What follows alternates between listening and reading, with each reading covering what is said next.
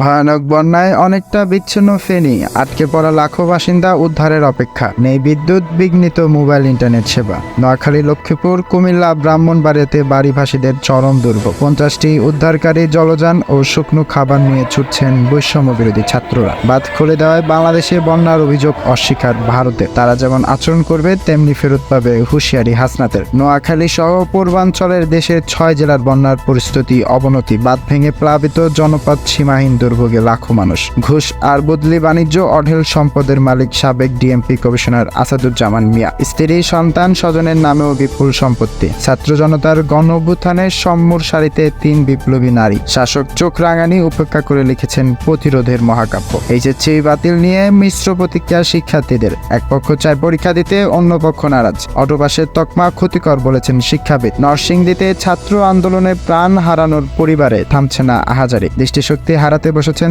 চুয়াডাঙ্গার মিরাজ। অপ্রয়োজনীয় প্রকল্পে অর্থ ব্যয়ের অভিযোগ। রাজশাহীর মেয়র খায়রুজ্জামান লিটনের বিরুদ্ধে কাজ পেতে পছন্দের ঠিকাদার।